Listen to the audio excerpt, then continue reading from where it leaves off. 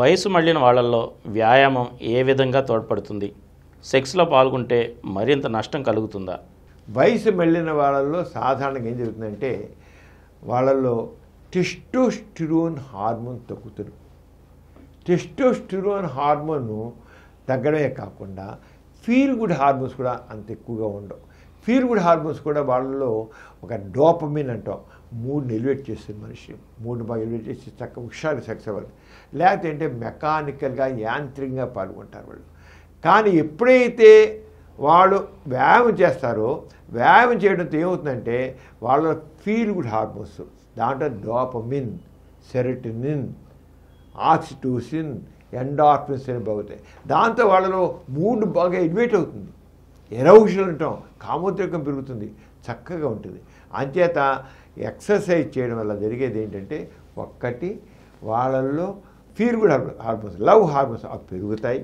Testosterone hormone కూడా చక్కగా తయారవుతాయి. మామూలు కంటే కూడా ఇది వస్తుంటే గ్లాండ్స్ బాగా యాక్టివ్ చేస్తాయి. తర్వాత రక్త ప్రసరణ బాగా ఉంటుంది. రక్త ప్రసరణ బాగుండే కల్లా పురుషాంగంలోకి రక్తం బాగా లోపల వెళుతుంది, చక్కగా హెల్తీగా ఉంటాయి. గ్లాండ్స్ అన్ని చాలా యాక్టివ్గా ఉంటాయి. తర్వాత వాళ్ళకి ఒక బాడీలో కండరాలన్నీ కూడా చాలా చక్కగా యాక్టివ్గా ఉండి చక్కగా చేయడానికి వీలుగా ఉంటుంది. అంచేత వాళ్ళు వ్యాయామం చేసినప్పుడు మొత్తం వయసు మళ్ళిన వాళ్ళకి చక్కగా వాళ్ళల్లో లవ్ హార్మోన్స్ చక్కగా ఉత్పత్తి అవుతాయి. ఆ లవ్ హార్మోన్స్ అనేది చక్కగా ఉత్పత్తి అయినప్పుడు మంచి ప్లెజర్, ఒక ఆనందం, ఒక సుఖం వస్తుందన్నమాట. అంచేత తప్పకుండా 50-60 ఏళ్ళు వచ్చిన వాళ్ళు తప్పకుండా వాళ్ళు రోజు వ్యాయామం చేయాల్సిందే. వాకింగ్ చేస్తారో, స్విమ్మింగ్ చేస్తారో, జాగింగ్ చేస్తారో, లేదా జిమ్కి వెళ్తారో, ఏదో ఒకటి చేయాలి. చేస్తేనే వాళ్ళల్లో ఆ లవ్ హార్మోన్స్ చక్కగా ఉత్పత్తి అయ్యి నిజంగా శృంగారం మధురంగా ఉంటుంది. అంచేత వ్యాయామం తప్పకుండా వాళ్ళల్లో మామూలు వాళ్ళలో కంటే కూడా వాళ్ళల్లో డిఫరెన్స్ చూపిస్తుంది.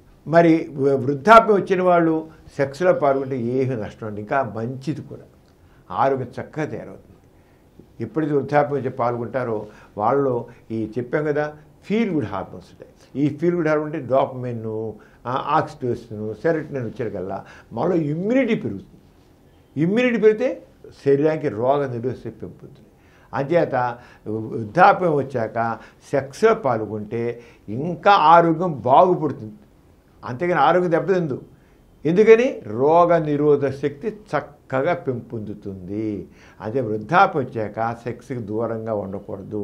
వాళ్ళల్లో సెక్స్లో పాల్గొవాలని కోరుకుంటే, సామర్థ్యం ఉంటే తప్పకుండా సెక్స్లో పాల్గొవాలి. వీరంతా సెక్స్లో పాల్గొనడం అవసరం.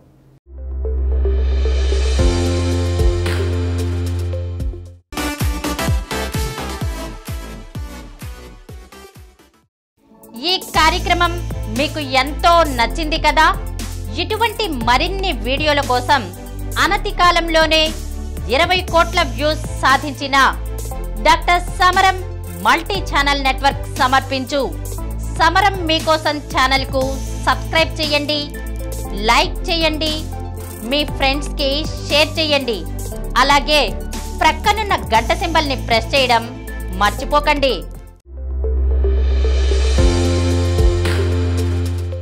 Please download Samaram multi-channel app and watch your favorite channels from your mobile.